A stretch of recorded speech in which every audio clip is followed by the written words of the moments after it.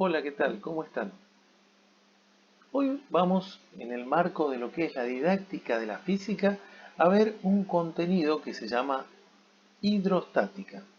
Este es un contenido específico de la física. Y ustedes dirán, ¿por qué vemos un contenido específico de la física? Y porque sin duda, la primera medida didáctica que tiene que tomar un docente para poder enseñar algo es conocer amplia y acabadamente el contenido que va a enseñar. Nadie puede enseñar aquello que no sabe y mucho menos introducir estrategias o técnicas para poder enseñarlo si no lo tiene muy en claro.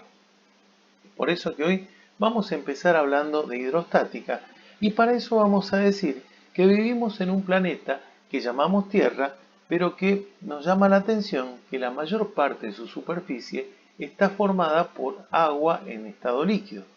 Esta agua es fundamental para la vida y la Tierra está ubicada estratégicamente en una posición exacta que permite que el agua en estado líquido esté como tal sobre la superficie terrestre. Si nos alejáramos un poquito más, se congelaría y si estuviéramos un poquito más cerca, se evaporaría. Y sin duda todas las posibilidades que nos da el agua para sobrevivir no las tendríamos. En su fase líquida, el agua se dice que puede fluir libremente y desplazarse de un lugar a otro, adoptando siempre la forma del recipiente que lo contenga.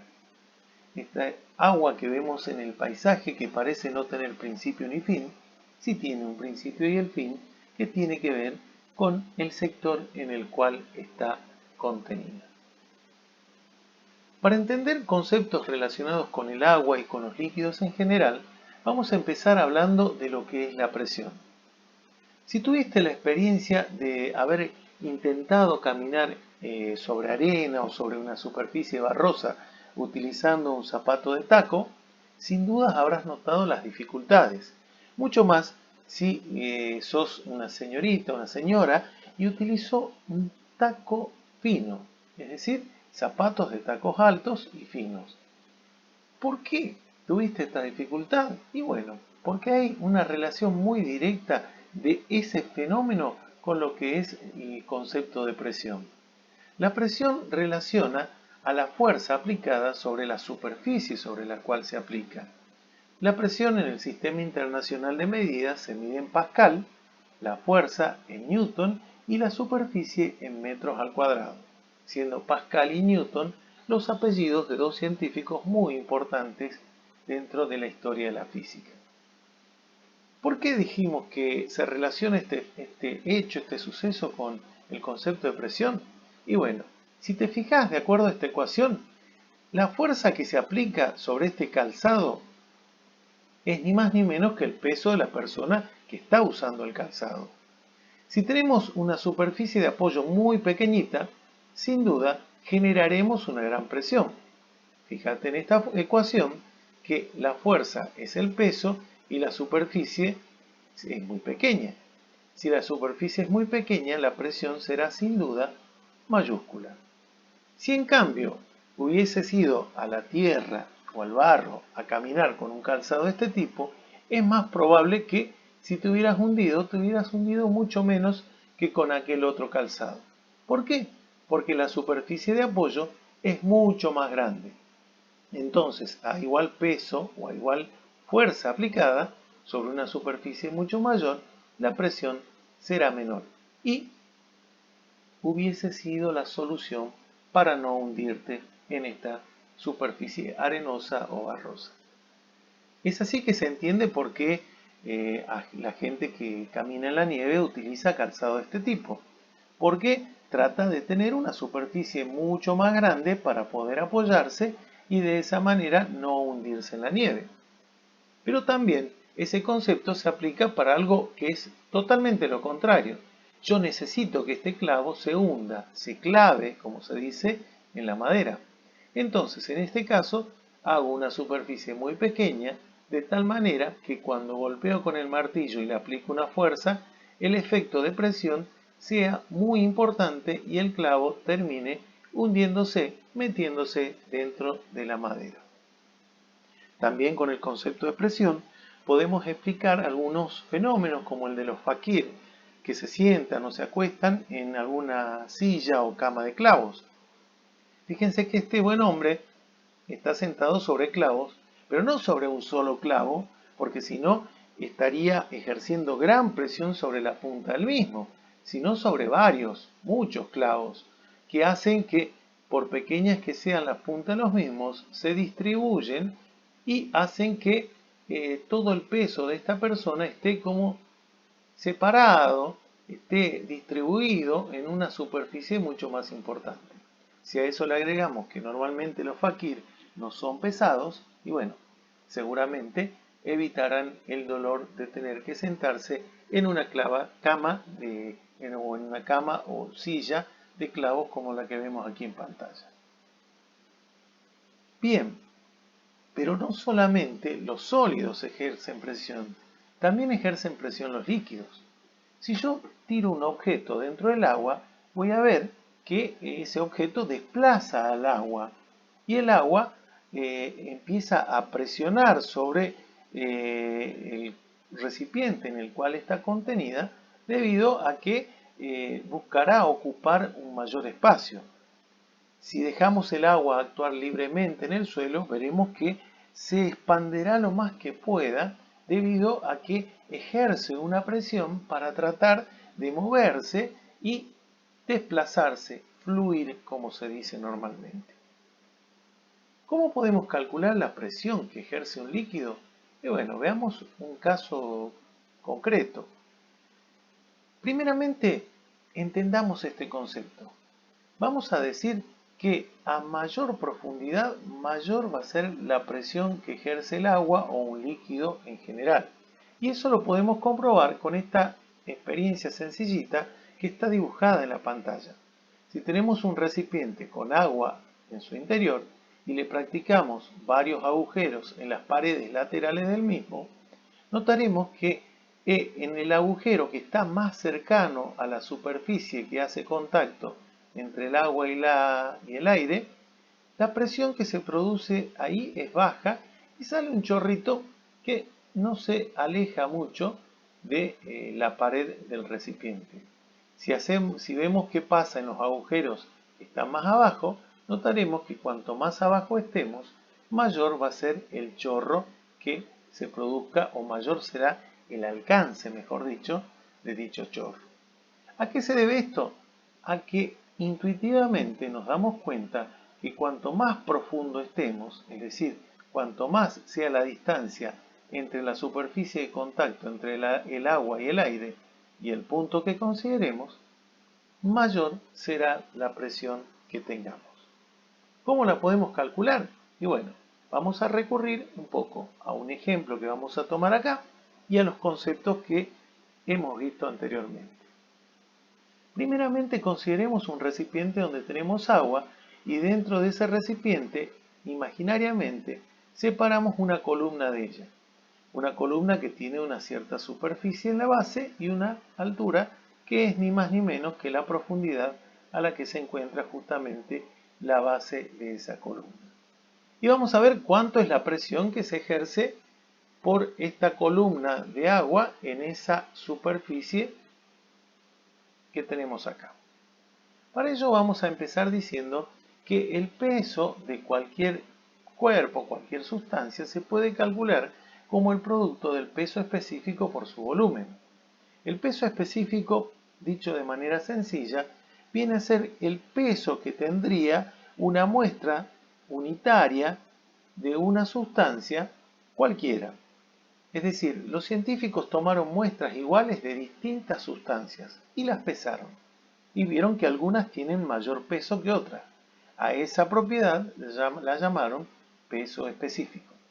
El peso específico multiplicado por el volumen que consideremos hará que obtengamos como resultado el peso de ese cuerpo o de esa sustancia. A su vez, sabemos por dinámica que el peso es igual al producto de la masa por la aceleración de la gravedad. Si de esta ecuación despejáramos el peso específico, diríamos que podemos calcular el peso específico como la relación entre la masa por la aceleración de la gravedad dividido el volumen que consideremos, en este caso, de nuestra columna de agua.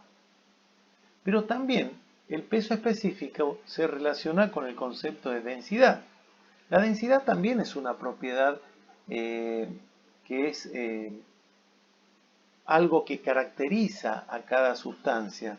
En este caso, los científicos tomaron masas iguales de distintas sustancias y las midieron a esas masas y obtuvieron lo que se llama densidad. La densidad la podemos calcular despejando de esta ecuación, como de la misma manera, si conociéramos la densidad, podríamos calcular el peso específico mediante la expresión que tenemos aquí en pantalla. Peso específico es igual a densidad por aceleración de la gravedad. Bien, la densidad se mide en el Sistema Internacional de Medida en kilogramos por metros cúbicos. Si tomamos o retomamos nuestra primera expresión que relacionaba a la presión con la fuerza y la superficie, y sabemos que la fuerza en este caso que se aplica en esta columna de agua sobre su base es ni más ni menos que el peso de la misma, podemos establecer que el peso específico por el volumen dividido la superficie nos dará esa presión. Y a su vez, si sabemos que el peso específico es igual a la densidad por la aceleración de la gravedad, tendremos una expresión como la de que nos aparece acá en pantalla. Fíjense que la superficie aparece tanto en el numerador como en el denominador, por lo que se podría simplificar y llegar a una expresión que es muy utilizada para calcular la presión de un líquido, que dice que la misma es igual a la densidad de dicho líquido por la aceleración de la gravedad y por la altura. Sabiendo que densidad por aceleración de la gravedad es peso específico, también podríamos a esta ecuación ponerla como se ve aquí en pantalla, como peso específico por altura. Ahora, recordad que la altura no es una altura medida desde el suelo hacia arriba, sino desde la superficie de contacto entre, en este caso, la columna de agua y el aire, desde ahí hasta el fondo de la misma. Es decir, que cuando hablamos de altura, en el caso del estudio de la presión de los líquidos, en realidad nos referimos a la profundidad del punto o de la superficie que consideremos.